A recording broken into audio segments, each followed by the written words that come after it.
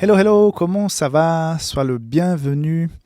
Tu es ici sur cette chaîne Safelis Français et ça me fait vraiment plaisir de pouvoir partager ces quelques instants avec vous autour de l'étude de la parole de Dieu, autour de la leçon de l'école du sabbat. Comment ça a été la semaine dernière? Moi, j'étais vraiment béni. La semaine dernière, j'étais à Genève, à l'église lusophone le matin, à l'église Vivo en fin de journée. Le dimanche, j'étais avec l'équipe du Culte Espoir où j'ai pu enregistrer 3 messages.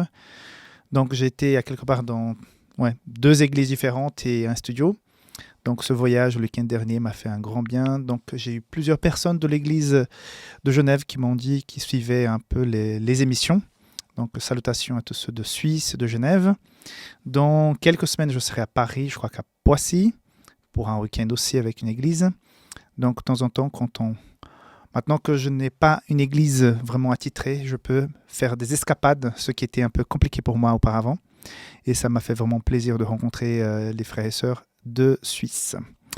Voilà une nouvelle semaine qui commence, la semaine numéro 10, les leçons du passé. J'ai beaucoup apprécié la thématique et la façon comme la leçon a été présentée. Je pense que nous allons être bénis et enrichis par le sujet cette semaine. En tout cas, je suis quelqu'un qui aime beaucoup révisiter le passé. Donc, j'aime beaucoup les documentaires qui racontent des choses autour de la Première Grande Guerre, la Deuxième Guerre mondiale, et surtout ici en Europe. Donc, j'aime bien revisiter le passé. Moi, j'aime bien aussi, par exemple, je disais justement que j'étais à Genève la semaine dernière, j'ai pu marcher dans ces rues qui m'ont accueilli en juillet 98. C'était quand je suis arrivé en Suisse pour la première fois. Et donc, j'ai eu plaisir de revisiter ces rues, la cathédrale Saint-Pierre, marcher dans la vieille ville. J'aime bien revisiter les endroits où j'étais auparavant. Voilà. Et la leçon nous invite justement à nous rappeler un petit peu du passé, mais on va en parler tout à l'heure. Avant de démarrer, un petit rappel. Cette émission a 2 formats. Certains peut-être n'ont pas encore compris. Elle s'appelle la leçon du jour. Maintenant, regardez, nous avons un écran, un mur LED. Donc, on peut maintenant mettre le titre des émissions derrière très facilement. Donc, le titre de l'émission, c'est la leçon du jour. Donc, il y a 2 formats d'émission. Soit le format en entier. On a toutes les leçons les unes après les autres. Donc, il y a des gens qui préfèrent une fois par semaine écouter toutes les émissions d'un coup. Elles sont un petit peu raccourcies pour que ça ne fasse pas trop long. Ou bien, tous les jours, vous recevrez par WhatsApp. D'ailleurs, j'espère que tu sois déjà membre de la communauté WhatsApp de Safelis Français. Comme ça, tu reçois directement sur ton téléphone les liens pour regarder les vidéos. Donc, voilà, il y a les 2 options. Donc, nous avons aussi un groupe d'intercession. Je voudrais encore une fois remercier ceux et celles qui ont rejoint le groupe cette semaine. On a de plus en plus d'intercesseurs. Et malheureusement, nous avons aussi de plus en plus de demandes de prière par rapport à des situations vraiment compliquées. Mes amis, la vie n'est pas simple. Et chaque fois que je reçois les demandes de prière, je vois que plusieurs d'entre vous passent par des moments vraiment difficiles, compliqués. Et il y a des moments où on dit, Seigneur, c'est ta grâce, c'est ton pouvoir qui peut intervenir et vraiment donner la paix, l'assurance, la confiance, la bénédiction, le miracle que cette personne a besoin. Je me sens extrêmement touché et honoré de pouvoir intercéder pour ces demandes de prière. Donc, sachez qu'il y a un formulaire aussi en bas de cette vidéo. Si tu passes par quelque chose que tu voudrais partager avec cette équipe d'intercession, n'hésite pas donc à envoyer ta demande via ce formulaire. Et voilà, nous entamons donc une nouvelle semaine 10, de 2 mars jusqu'au 8 jours de la femme, non? Qui s'approche bientôt, ça sera vendredi 8. Voilà, donc tu es prêt? Prends ta Bible, nous allons donc étudier la parole de Dieu. Alors, nous commençons par la journée du sabbat après-midi. Et en guise d'introduction, je voudrais lire le verset mémorisé. « Ce que nous avons entendu, ce que nous savons, ce que nos pères nous ont raconté, nous ne cacherons point à leurs enfants. Nous dirons à la génération future les louanges de l'Éternel et sa puissance et ses prodigues qu'il a opérés. » Psaume 78, versets 3 et 4. Le premier point que je voudrais relever dans de façon générale, en introduction de cette leçon, c'est l'importance de se remémorer du passé, notamment les victoires et même les échecs.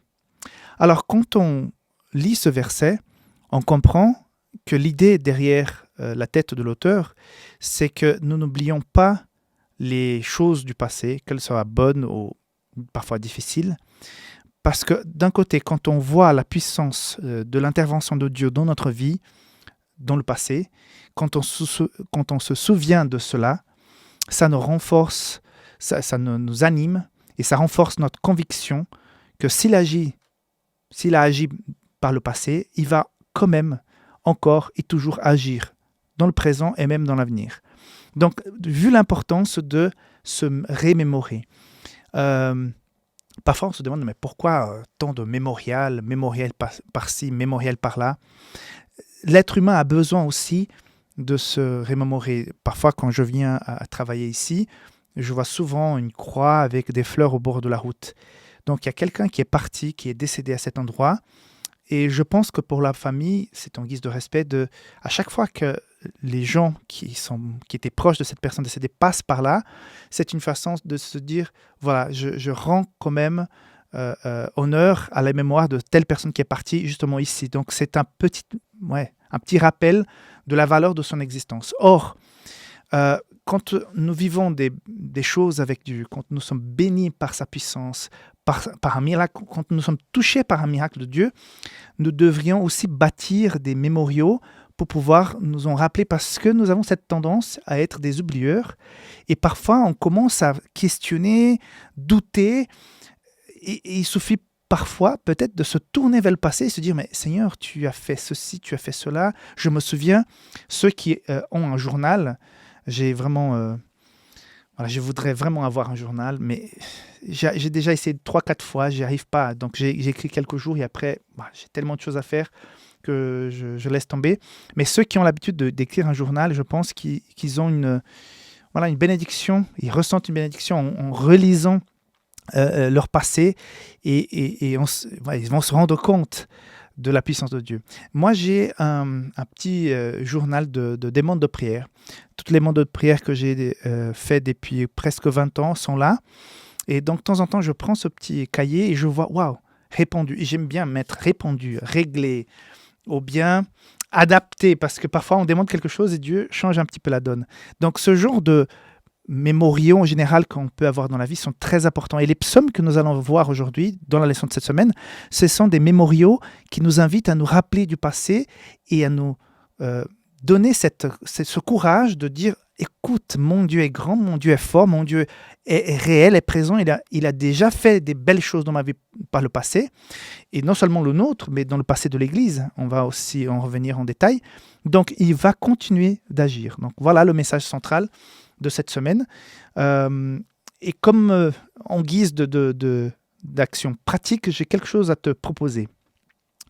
Et si jamais cette semaine, tu prenais le temps de révisiter un petit peu ton passé, notamment les belles choses que Dieu a fait dans ta vie. Si tu te remémorais le moment où tu as rencontré le Seigneur, où tu as senti sa présence, les moments durs, peut-être dans le couple, dans la famille, dans le travail, moralement, dans la société en général, des choses que tu as vécues, qui t'ont marqué, mais que finalement tu as pu voir la main de Dieu agir.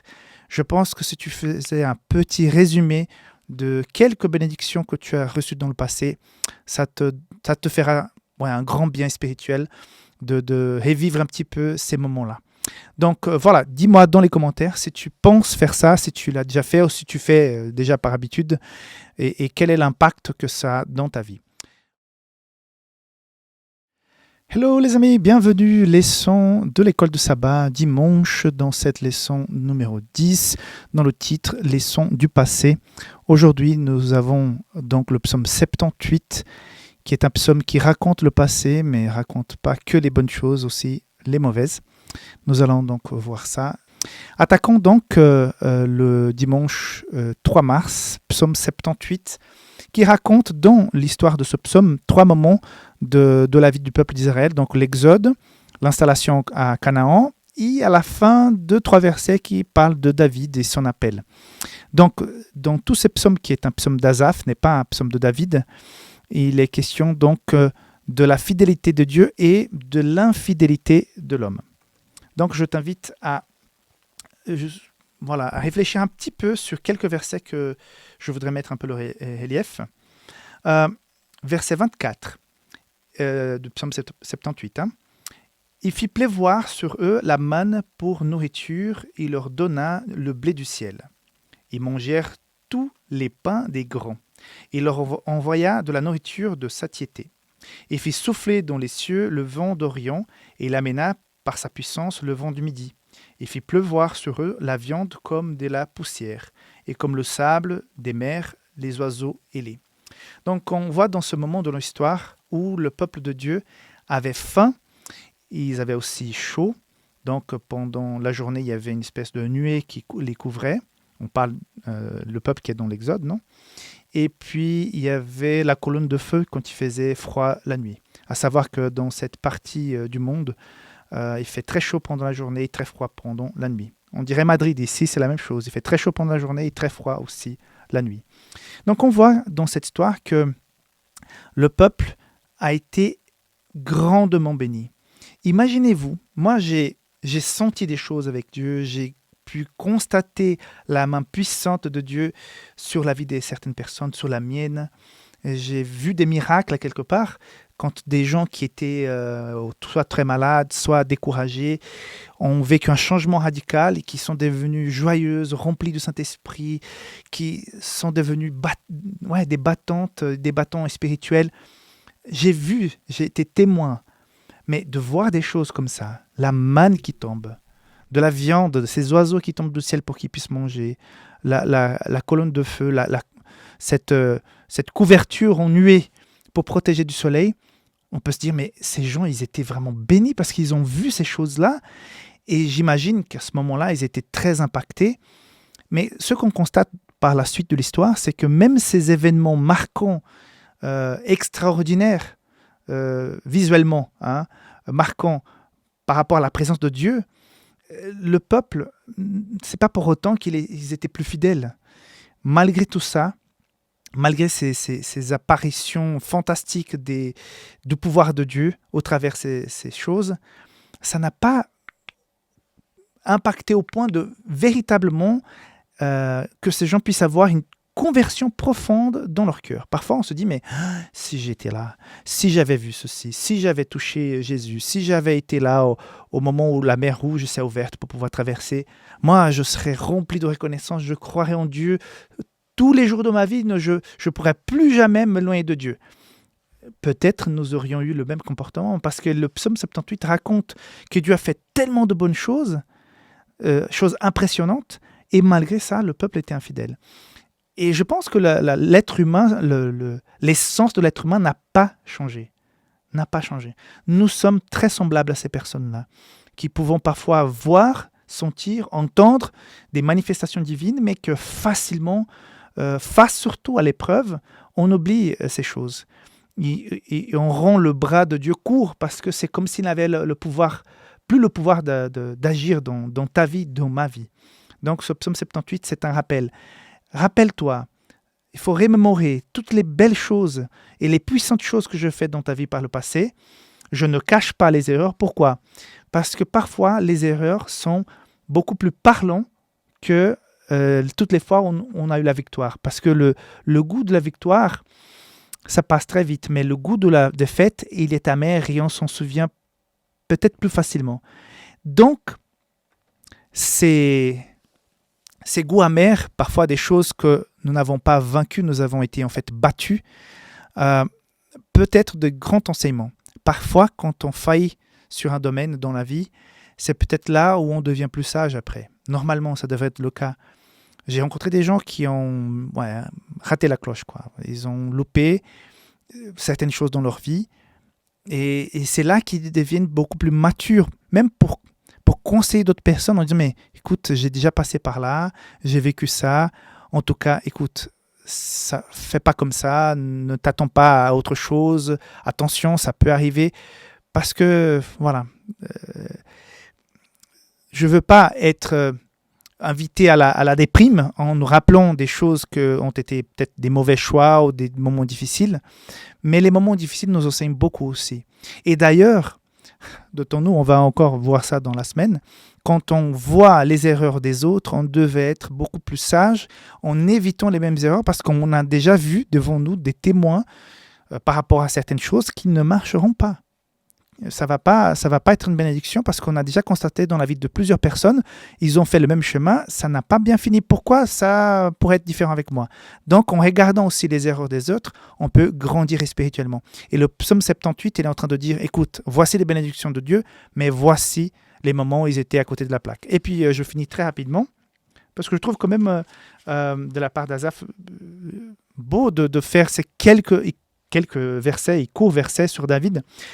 Il choisit David, son serviteur, il le tira des bergeries, il le prit derrière les brebis qu'il allaitait pour lui faire paître Jacob, son peuple, et Israël, son héritage. Et David les dirigea avec un cœur intègre et les conduisit avec des mains intelligentes. Donc je trouvais ce dernier verset qui dit que David était intègre et intelligent, vraiment une bénédiction parce que nous avons vu il y a 2 semaines le psaume 51 qui raconte le péché de David, l'erreur avec Bathsheba. Et on se rend compte que là, dans ce psaume, on est en train de le dire qu'il est intègre, qu'il est intelligent. Vous voyez, comme Dieu, il travaille avec nous. Donc, voilà, on commet des fautes, mais en même temps, il peut nous rétablir, il peut nous rendre l'honneur, il peut nous remettre sur pied. Et là, je trouve tellement beau que, voilà, dans le psaume 51, David avoue son péché, il demande pardon. Dans le psaume 78, on voit donc les éloges par rapport à David.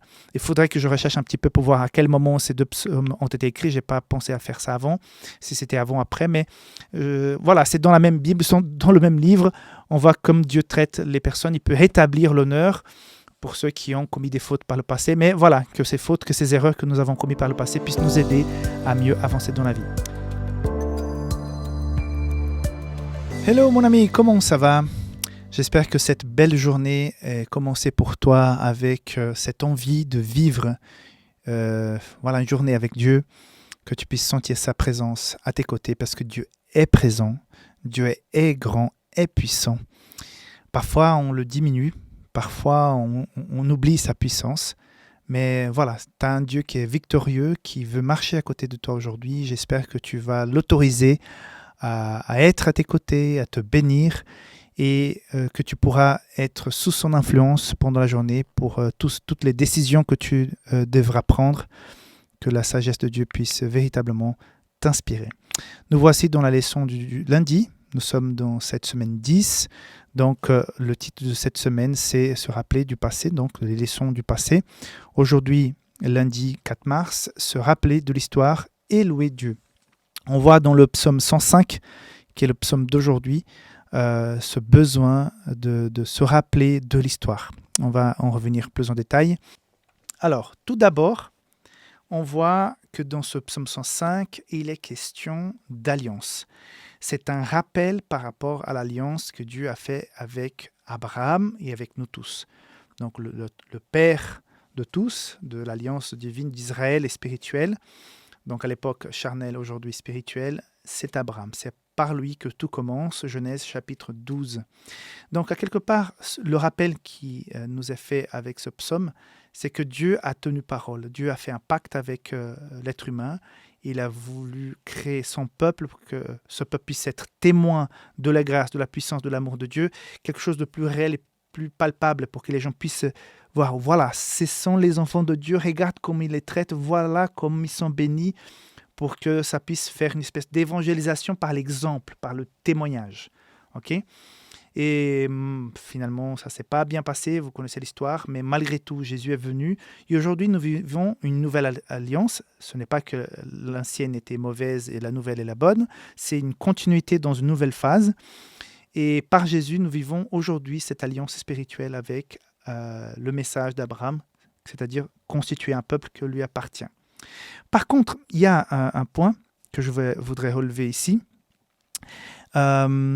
qui est l'exemple des patriarches. On voit par exemple Abraham qui va quitter sa ville, sa famille, la région où il a grandi, pour recevoir donc quelque chose qu'il n'était pas sûr.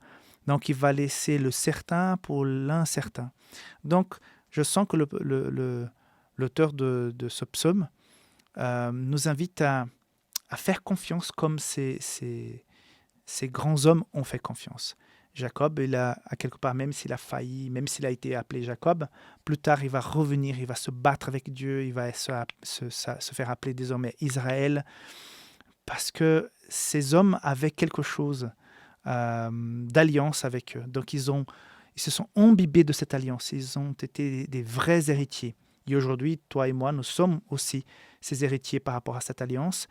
Et nous sommes invités à voir leur exemple et s'en inspirer. Voilà comment Abraham a été fidèle. Voilà comme Jacob s'est repenti, il est revenu. Voilà comme José, son fils, a vécu en Égypte, a été donc ce canal de bénédiction. Voilà comme Isaac, il a fait par rapport à sa femme, comme il a cru que Dieu allait lui envoyer la femme qu'il lui fallait. Donc, plein de choses qui nous ont laissé comme leçon nos patriarches. Hein. Deuxième point, et je voudrais juste lire ici quelques versets, donc psaume 105. « Ayez recours à l'Éternel et à son appui, cherchez continuellement sa face, souvenez-vous des prodigues qu'il a fait, de ses miracles et des jugements de sa bouche. » Donc, encore une fois, la leçon de cette semaine ne cesse de se répéter quelque part. Il faut qu'on puisse se rappeler des bénédictions du passé, qu'on puisse prendre le temps de voir la puissance de Dieu qui agit dans notre vie pour pas qu'on oublie. Comme j'ai déjà dit, nous sommes des oublieurs. Mais il y a un point que je voudrais relever. Pour louer Dieu véritablement, le peuple doit connaître son histoire et ses actes passés de grâce et de salut. Non seulement se rappeler de sa propre histoire, mais aussi connaître très bien l'histoire de l'Église de Dieu. Toi, tu fais partie de l'Église de Dieu, moi, je fais partie de l'Église de Dieu. Donc, est-ce que nous connaissons effectivement l'histoire de son Église ? Moi, quand j'ai vécu ma conversion, j'avais peu de connaissances de la Bible. J'ai connu le suffisamment pour accepter le Christ, pour vivre ma conversion et mon baptême. Mais après, je connaissais pas grand-chose. Mais je peux vous dire que la lecture de cette collection Patriarches et prophètes, prophètes et rois, Jésus-Christ, Parabole de Jésus, le meilleur chemin, les conquérants pacifiques et la tragédie des siècles, ces livres-là, waouh, ils m'ont ouvert l'esprit, ils m'ont donné, et c'est justement ce que dit Ellen White par rapport à ses propres écrits, c'est comme si cette lumière petite m'éclairait davantage la Bible. Et j'ai eu beaucoup plus envie d'étudier la Bible et de lire davantage la Bible une fois que j'ai commencé à lire ces livres, parce que en plus, elle fait référence à chaque bout de phrase concernant les versets de la Bible, où l'histoire se trouve dans la Bible. Mais j'ai pu grandir dans la connaissance de la parole de Dieu comme jamais une fois que j'ai commencé à lire ça. Donc, j'ai constaté que savoir l'histoire du peuple de Dieu nous aide beaucoup à connaître son caractère, sa puissance, et nous aide beaucoup à connaître nous-mêmes et aussi croire davantage dans la puissance de Dieu dans notre vie. Donc, c'est pour ça, mes amis, je ne fais pas la publicité de la Bible pasteur, mais quand même, si jamais vous connaissez un pasteur qui n'a pas encore cette Bible, il passe à côté, si jamais tu veux lui offrir. Mais voilà, nous devons connaître la parole de Dieu et l'histoire du peuple de Dieu parce que ça va renforcer notre confiance en lui et ça va nous aider dans notre croissance spirituelle. Donc, si jamais tu n'as pas encore lu ces livres que j'ai mentionnés, je t'invite à le faire. J'ai fait 3 ou 4 fois chacun de ces livres. Jésus-Christ, je fais plus de tragédie aussi. Mais au moins, lire une fois toute la collection, je pense que ça va être une grande bénédiction.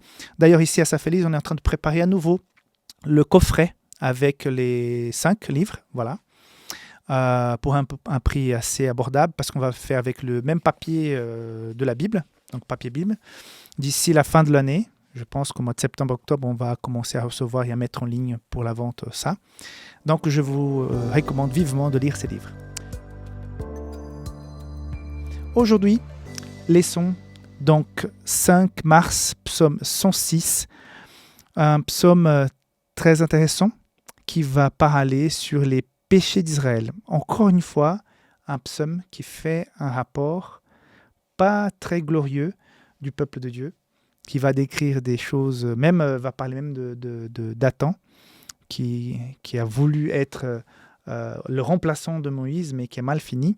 Donc c'est un psaume qui fait une description vraiment un peu triste de tout ce qui s'est passé, surtout dans le désert, dans l'histoire du peuple de Dieu. Mais il y a dans la leçon, et je voudrais lire textuellement, c'est dans la deuxième partie de la leçon en bas, dans le deuxième paragraphe, deuxième ou troisième en bas, qui commence par la génération.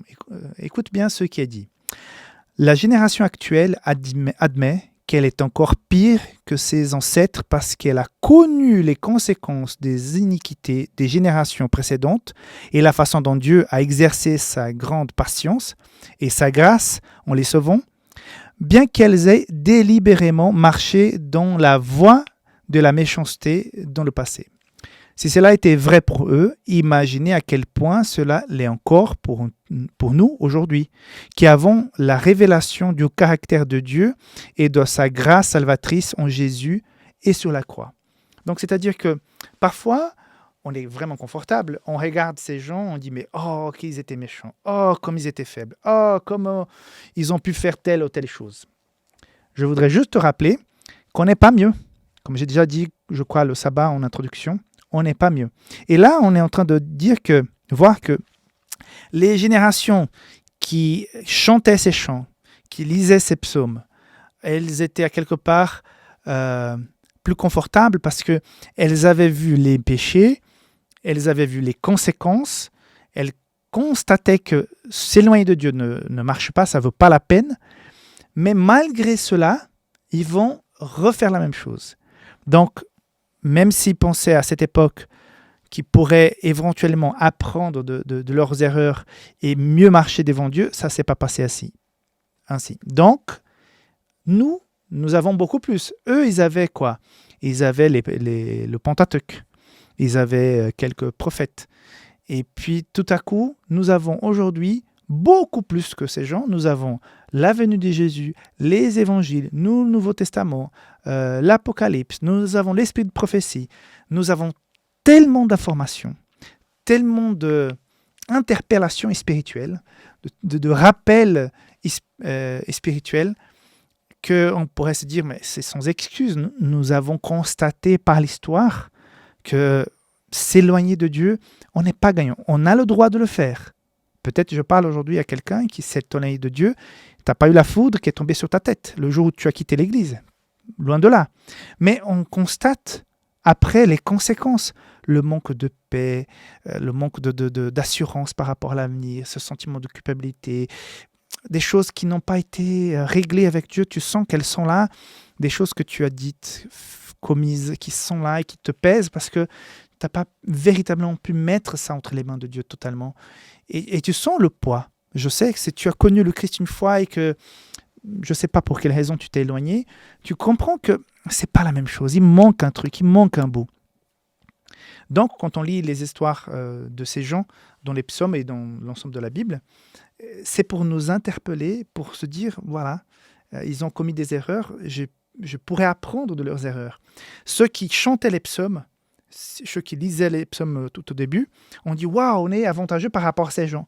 Nous sommes d'autant plus avantageux parce que nous avons tout un recul qu'ils n'avaient pas. Donc, si tu te rappelles de l'histoire du peuple de Dieu en lisant la Bible, si tu vois l'intervention de Dieu, comment les choses sont passées, si tu regardes dans ta propre vie, comme j'ai déjà invité chacun et à chacune à faire dans cette semaine, de faire un résumé, un petit rappel, un petit document où tu mets toutes les belles choses que Dieu a fait dans ta vie, les miracles que tu as pu constater dans ta vie, à quelque part, on pourrait dire, c'est sans excuse. Vous savez trop. Vous êtes vraiment archi diplômé par rapport aux conséquences du fait de s'éloigner de Dieu, de ne pas vivre pleinement. Par contre, Dieu nous laisse cette liberté. Et même aujourd'hui, j'ai l'impression qu'il y a de moins en moins de personnes véritablement connectées à Dieu. On peut être toujours nombreux à fréquenter une église et tout, mais voilà, il y a une sécheresse spirituelle. Je ne sais pas si tu ressens ça. Je dois me battre pour garder ma foi. C'est de plus en plus difficile, compliqué. Je pense aux nouvelles générations avec toute cette manne d'informations, ces petits appareils ici qui envahissent notre vie avec tous les bienfaits qui peuvent nous apporter au point qu'on n'a plus de temps pour quoi que ce soit. Donc, c'est de plus en plus difficile de nous remémorer tout ce que Dieu a fait et peut-être il y a cette sécheresse spirituelle. Donc, d'autant plus, je voudrais t'inviter effectivement à faire cet exercice cette semaine. J'insiste, de se remémorer de belles choses que Dieu a fait dans ta vie. Et voilà un autre point très intéressant qu'on lit ici dans le psaume 106 à partir du verset 45. Il vit leur détresse lorsqu'il entendit leurs supplications.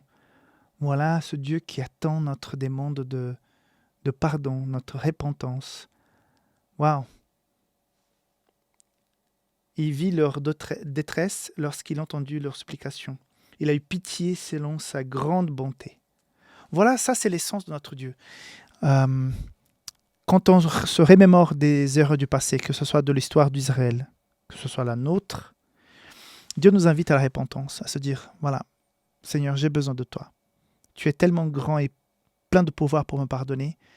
Comme tu as fait avec ce peuple, pardonne-moi aussi. Et un dernier point, Dieu peut transformer une histoire passée en histoire de rédemption. J'ai dit hier que j'étais touché, dimanche, hier je crois, que j'étais touché par rapport aux paroles qui ont été adressées à David, qu'il était quelqu'un de sage, d'intelligent.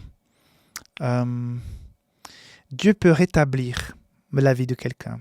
Peut-être aujourd'hui, je m'adresse à quelqu'un, peut-être tu m'écoutes, tu me regardes, et tu as fait faux dans le passé, tu as fait quelque chose de pas bien, de grave, de sérieux, qui a vraiment impacté ta vie et peut-être la vie d'autres personnes.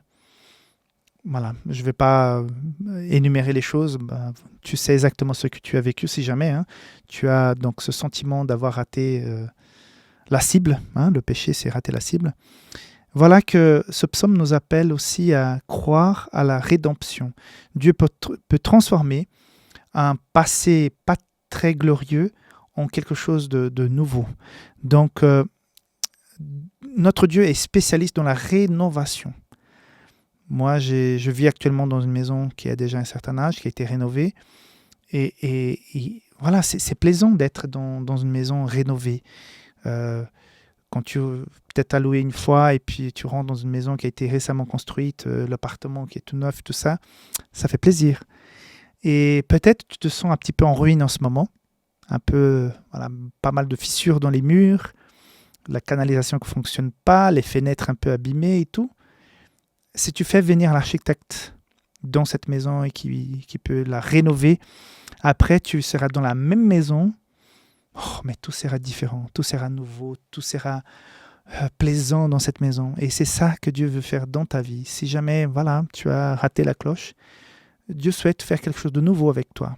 Il a déjà fait dans ma vie, je pense qu'il peut faire aussi dans la tienne, parce que c'est sa spécialité.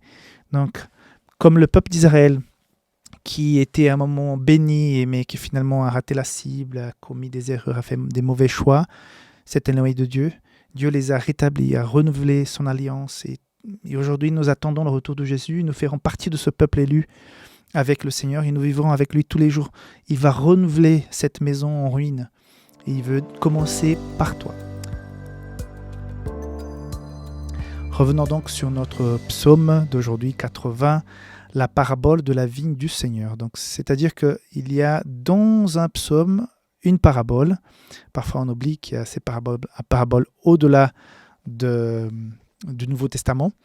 Et on voit qu'ici, effectivement, nous avons cette vigne. Souvent, on utilise la vigne. Et je pense que vous savez déjà pourquoi, vous avez déjà entendu. Dieu va toujours utiliser des images, des choses qui étaient courantes, qui étaient familiers aux gens de l'époque. Donc, parler des plantes, parler des troupeaux, parler des vignes. Donc, ça fait tout un sens aux gens de l'époque. Et quelque part à nous aussi aujourd'hui, parce que peut-être on n'est pas des agriculteurs comme auparavant, la majorité d'entre nous, mais on connaît quand même ces plantes et comment ça fonctionne. Et c'est beau de voir cette image d'un peuple qui a été arraché d'Égypte, cette vigne qui a été replantée, qui est apparemment très grande parce que les montagnes étaient couvertes de son ombre. Imagine la taille de cette vigne, remplie la terre, qui étendit ses branches jusqu'à la mer et ses rejetons jusqu'au fleuve. Donc voilà, une vigne qui s'étend. Et je vois ici un peu l'image de la Palestine. Si tu as déjà eu l'occasion de visiter la Palestine, de visiter le Jourdain, tu es là entre la Méditerranée et le Jourdain.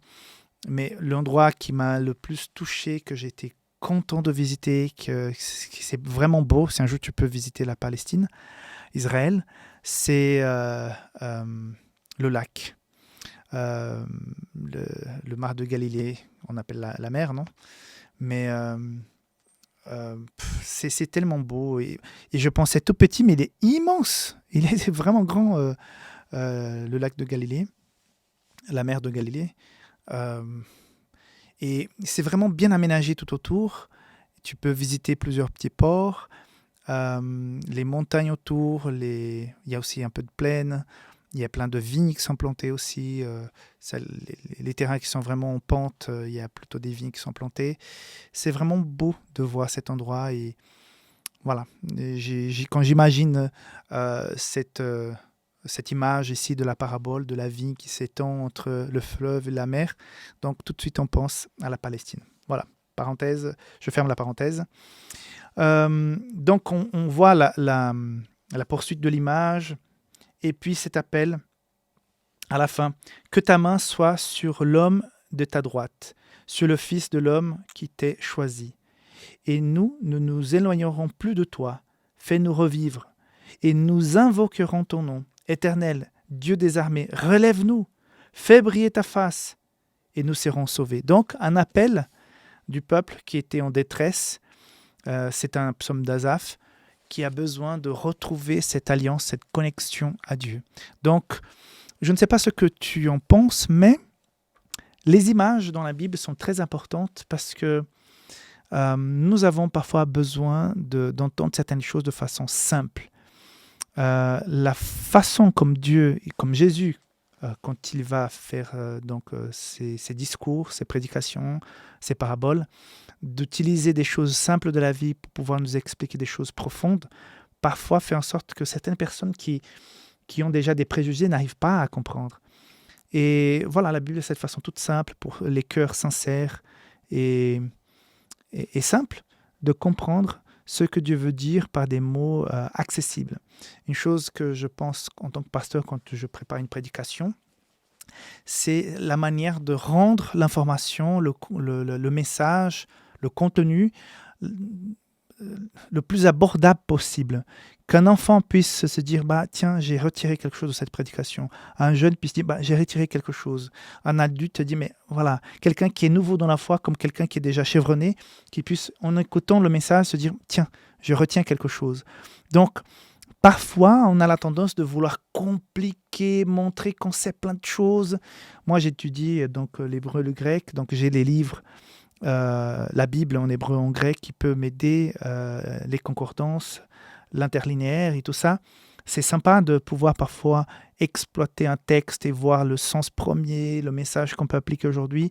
Mais quand par exemple, on va enseigner les jeunes bien une prédication, quand on sort trop ces explications du mot grec et de l'hébreu, parfois les gens se déconnectent et puis ça, c'est plus simple, c'est compliqué.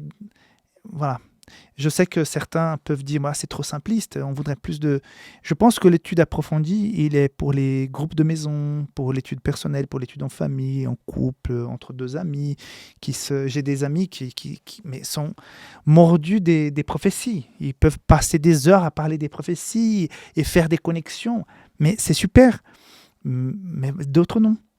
Donc, quand on va prêcher, on doit transmettre le message, enseigner la Bible, essayer de rendre le message le plus simple et accessible possible pour que la personne puisse sortir avec voilà, un appel, une réflexion une envie de vivre quelque chose d'autre parce que le message m'a touché, ça a été compréhensif. Et souvent, je vous dis là dans les leçons que c'est simple ce que je dis. Et c'est toujours, j'essaie de faire les choses les plus simples et les plus abordables possible parce que il faudrait que à la fin de la vidéo, à la fin d'une prédication, tu puisses dire, mais tiens, j'ai compris quelque chose, j'ai envie de vivre ça.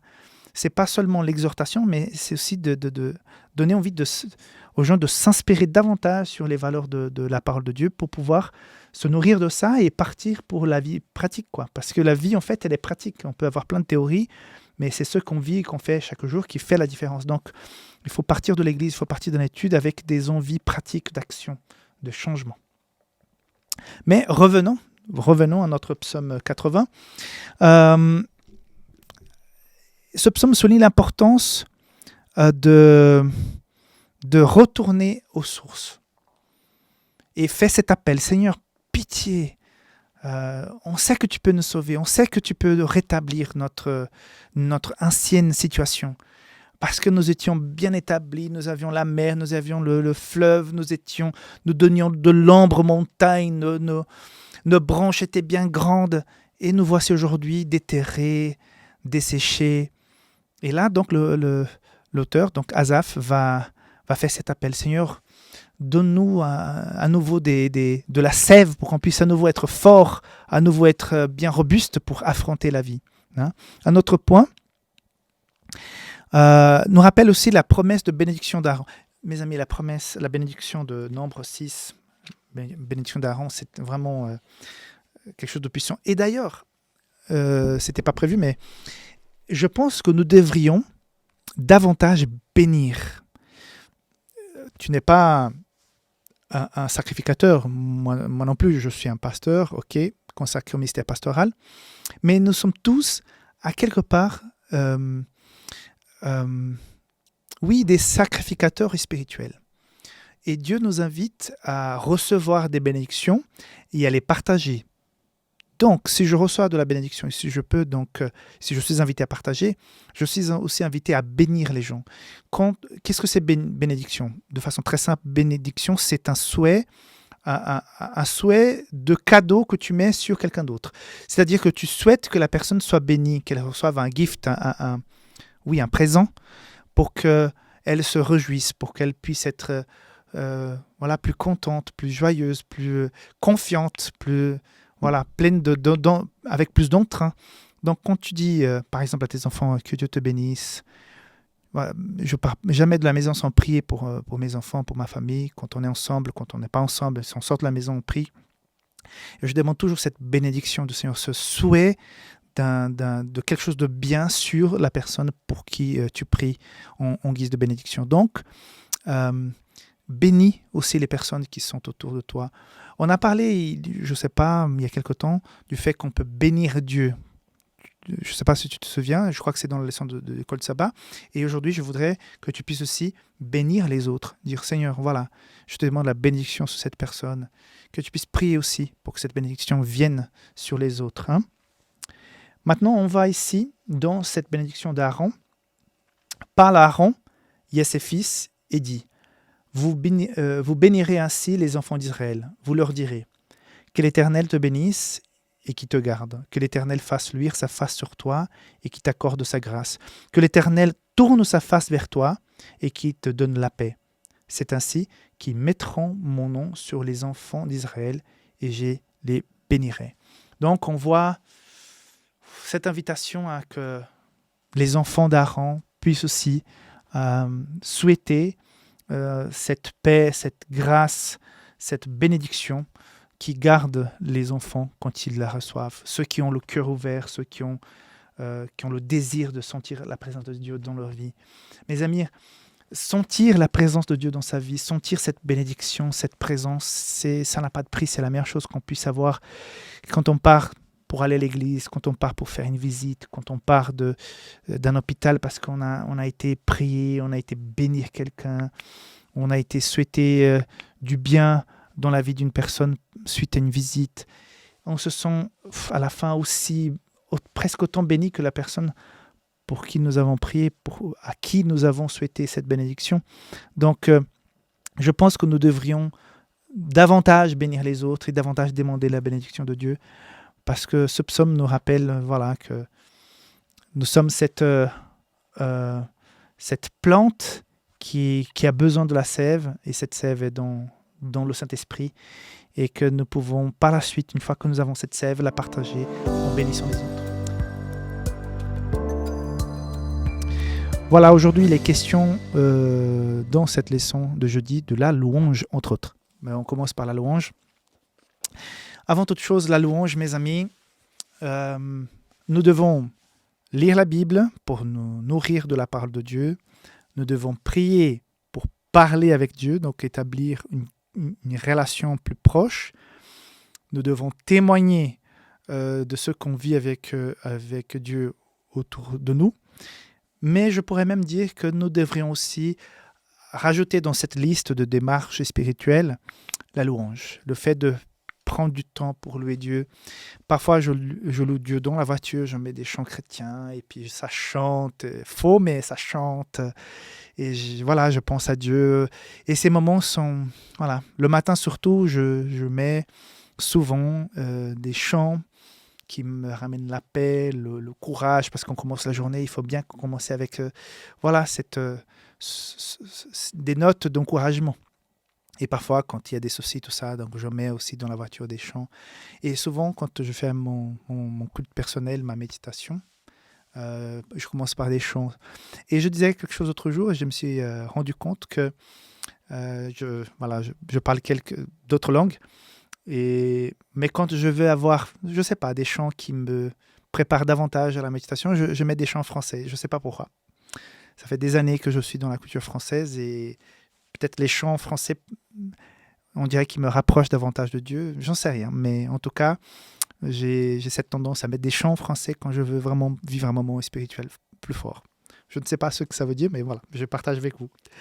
Alors, le psaume 35 commence comme ça, verset 3. « Louez l'Éternel, car l'Éternel est bon. Chantez à son nom, car il est favorable. Car l'Éternel s'est choisi Jacob, Israël, pour qu'il lui appartienne. » Donc les chants de louange, c'est quelque part un chant de reconnaissance. C'est de dire, Dieu, tu es maître dans ma vie. C'est une expression de l'adoration. Quand on dit adoration, souvent, oui, c'est par la prière, c'est par la lecture de la Bible, c'est pour être parfois en silence devant Dieu, tu es en train de l'adorer, mais on dirait que les chants, c'est l'expression la plus vraie, la plus ouverte de notre adoration. Que ce soit par le piano. Moi, je ne joue pas des instruments. J'espère un jour pouvoir prendre du temps pour jouer de la guitare, au moins. Pour ne pas passer ma vie sans jouer, même pas un instrument. Mais quand je vois ces gens, surtout les musiciens, musiciennes, qui arrivent parfois à se mettre au piano, se mettre à la guitare et tout à coup, ils commencent à jouer des chants, à créer leurs propres morceaux pour adorer Dieu. Je trouve ça tellement beau. Donc, je voudrais faire ça aussi un jour, si possible. Je trouve que c'est des moments d'adoration où tu crées quelque chose pour la louange à Dieu. C'est puissant, c'est vraiment intéressant. Autre chose concernant ce psaume 135, c'est qu'il va reconnaître les hauts faits de Dieu. Alors, je voudrais te proposer un exercice. Si tu prends le psaume 135, juste le début de plusieurs versets. Je sais que l'Éternel est grand, verset 5. Il a fait monter les nuages. 8. Il frappa les premiers-nés. 9. Il envoya des signes. 10. Il frappa les nations. 12. Il donna leur pays en héritage. 13. Éternel, ton nom subsiste à toujours. 14. Car l'Éternel jugera son peuple. Donc, on ne parle que de la puissance, on centralise chaque verset dans la puissance et le pouvoir qu'il y a Dieu. Donc c'est un psaume qui veut rappeler à chacun d'entre nous la grandeur et le pouvoir qu'il y a Dieu pour son peuple en général, mais aussi pour ta vie, pour ma vie. Donc ce Dieu qui est grand, qui a réuni son peuple à un seul endroit, qui a fait venir Jésus pour mourir en faveur de ce peuple. Ce peuple actuellement est partout dans le monde. Les chrétiens sont éparpillés. Ce peuple-là a de la valeur. Ce peuple-là a un Dieu qui est puissant.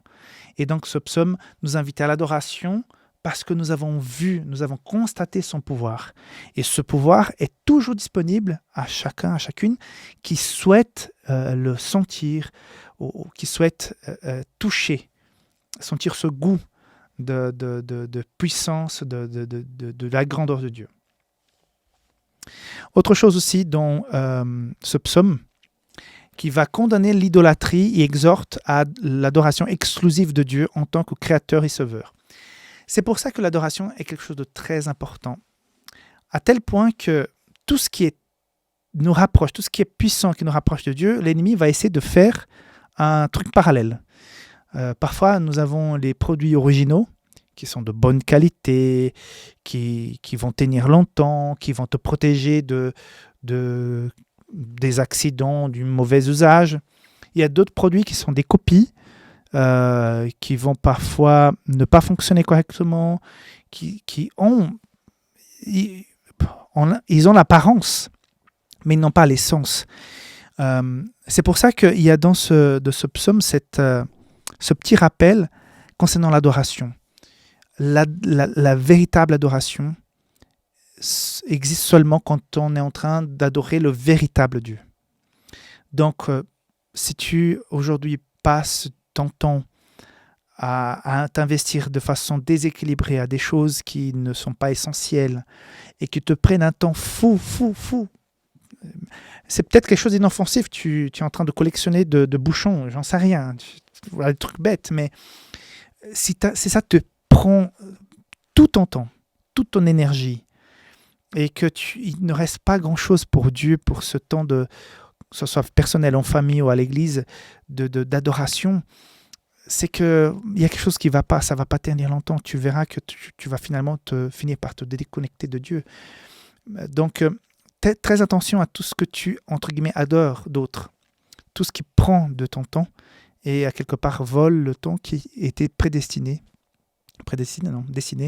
à Dieu pour son adoration. Donc, très attention si jamais tu n'es pas en train de passer à côté de la véritable adoration. Voilà, donc aujourd'hui, pour aller plus loin, résumé un peu général de la semaine, il est question aujourd'hui de livre des Actes des Apôtres, chapitre 7, donc le discours d'Étienne, et aussi Hébreux 11, la galerie des hommes, des femmes de la foi. Donc, qu'est-ce qu'on pourrait dire de la leçon de cette semaine avant d'attaquer un petit peu ces deux chapitres de la Bible? Un point central. Nous devons apprendre avec l'histoire du peuple de Dieu toutes les bénédictions, toutes les belles choses qu'ils ont vécues, mais aussi toutes les fois les conséquences négatives, néfastes dans leur vie quand ils se sont éloignés de Dieu. Et qu'avec leur exemple, on puisse apprendre davantage et avec cette connaissance, mieux réfléchir au moment de prendre des décisions, mieux réfléchir sur sa vie, sur ses propres décisions, les chemins que nous menons actuellement, avec qui nous marchons, vers où nous marchons, parce que si ça n'a pas fonctionné avec eux, en marchant loin de Dieu, ça ne va pas fonctionner non plus avec nous. Donc, par où tu marches aujourd'hui? Est-ce que tu marches proche de Dieu? Est-ce que, comme dans ce poème quand on marche au bord de la plage, qu'on va deux pas et finalement on va qu'un seul, et on découvre plus tard qu'il n'y a qu'un seul parce que Jésus nous porte. Je voudrais que Jésus puisse te porter. Je voudrais que cela soit le signe que vous marchez ensemble, qu'il te porte, qu'il n'y ait pas deux marques sur le sable, mais qu'il n'y en ait qu'une seule, d'une seule personne. Donc, voilà le point central de la Bible, de la leçon biblique de cette semaine. Mais il est question aussi donc, de ce discours d'Étienne où il va faire exactement ce que je viens de dire, où il va faire tout un résumé de l'histoire du peuple de Dieu et toutes les fois où le peuple s'est éloigné de Dieu et que Dieu a été miséricordieux, que Dieu les a protégés. Par exemple, nos pères avaient au désert le tabernacle de témoignage, comme l'avait ordonné celui qui a dit à Moïse de le faire d'après le modèle qu'il avait vu. Donc il va rappeler la construction, la présence de ce tabernacle, la présence de Dieu. Donc Étienne, à ce moment-là, même accusé, même en face de la mort, il ne va pas se cacher. Il va dire toute la vérité. Et quelle est sa vérité? Il va tout simplement raconter les hauts faits de Dieu envers son peuple. C'est-à-dire que de se remémorer de belles choses fait partie de la vie. Et c'est pour ça que j'ai quelque chose de pratique à te proposer. Pour cette fin de semaine, une fois que nous avons vécu ensemble cette étude de la leçon, prête oreille à ce que je vais te demander. Tu le fais si tu veux, c'est une proposition. Mais je pense que si tu le testes, tu verras que c'est pas mal.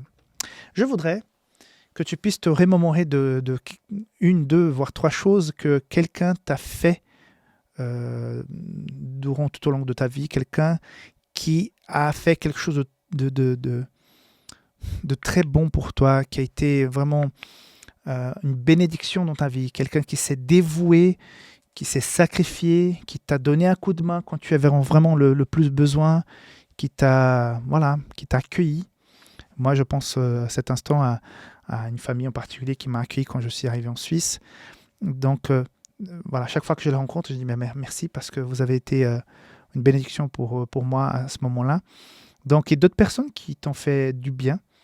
Voilà, que tu puisses peut-être faire un coup de fil, envoyer un petit message, un petit email pour dire écoute, il y a tant d'années, tu as fait ça pour moi, sache que je n'ai jamais oublié et que je remercie Dieu de m'avoir béni au travers de toi.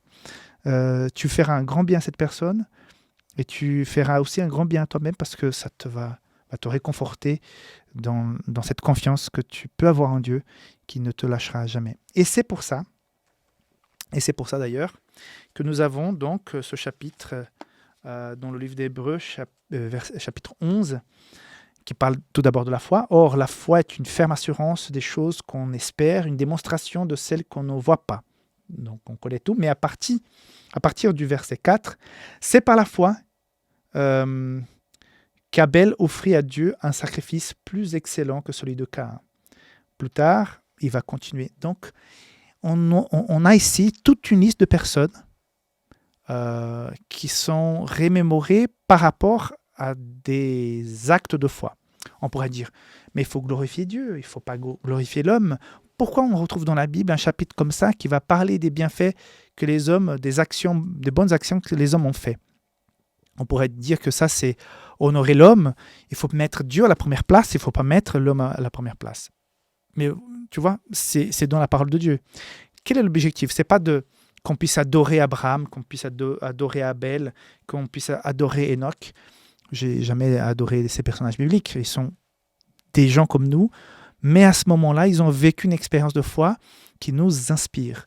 Et on doit se remémorer. C'est pour ça que je vous ai proposé tout à l'heure, il faut se remémorer des bénédictions reçues et remercier les canaux par lesquels, les personnes par lesquelles ces bénédictions nous ont été attribuées, envoyées par Dieu. Donc, vous avez compris, je pense, pendant cette semaine, l'importance de ne pas oublier l'histoire.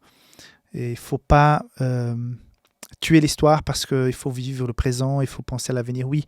Mais souvent, on doit voir ce qui s'est passé par le passé et prendre des décisions concernant à des belles expériences et à des erreurs qui ont été commises par le passé pour mieux faire. Quand vous achetez un produit aujourd'hui, certainement si c'est un produit qui existe depuis longtemps, il a déjà été corrigé, amélioré à plusieurs reprises. Aujourd'hui, tu as une version presque parfaite de tel produit parce qu'il y a eu tellement de changements, tellement d'améliorations avec le temps qu'il fonctionne à la merveille aujourd'hui.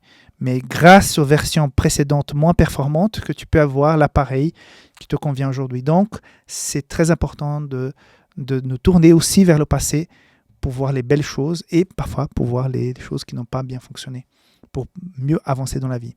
Donc voilà le grand résumé de cette semaine dans ces quelques minutes. Que Dieu puisse te bénir. Demain, c'est jour de sabbat qui commence tout à l'heure. Je voudrais t'inviter à aller à l'église. Si tu peux pas, si tu es malade, si tu es en voyage, si tu es très fatigué, moralement tu ne peux pas y aller, c'est tout à fait compréhensible. Dieu sait exactement, sincèrement ce que tu vis, ce que tu ressens. Mais si tu es en mesure de te déplacer, d'aller à l'église, partage ce moment avec tes frères et sœurs. C'est vrai que ce sont des gens imparfaits. C'est vrai qu'il y a des gens peut-être qui t'ont fait du mal, qui t'ont blessé. Mais en t'éloignant, tu ne gagneras pas. À la fin, peut-être un jour tranquille de repos à la maison. J'ai souvent un témoignage d'une famille qui m'a dit « Waouh, pendant la pandémie, on a eu cette sensation qu'on vivait pleinement le sabbat, on était en famille, on était connectés. Et c'est vrai, les premiers sabbats, et aussi, je pense, avec cette crainte, cette peur, on ne savait pas si on allait tous mourir ou tout. Donc, je pense qu'il y a eu ce rapprochement. D'ailleurs, je pense que les familles ont pas mal grandi à ce moment-là parce que les familles se sont retrouvées. Il y a beaucoup de bébés qui ont suivi ça. Par contre, avec le temps, cette même famille a dit, mais oui, en famille, 1, 2, 3, 4, 5, 6, oui, mais à un moment donné, on a besoin de partager avec la famille plus large, la famille de l'Église. Donc, ce partage avec les frères et sœurs, il est très, très important. Ça fait partie de notre croissance spirituelle et ça aussi maintient la flamme de notre cœur. Donc, si tu hésites à aller à l'église demain, n'hésite plus, vas-y. Organise-toi, si tu faut te réveiller plus tôt, préparer les habits, préparer le moyen de transport, organiser le déplacement, j'en sais rien. Fais le pas d'aller à l'église demain, je pense que ça sera une bénédiction pour toi. Que Dieu te garde, belle semaine, on se retrouve la semaine prochaine pour la leçon numéro 11. D'ici là, que Dieu vraiment puisse marcher avec toi. En tout cas, il veut le faire et tu dois juste l'autoriser. Bye bye.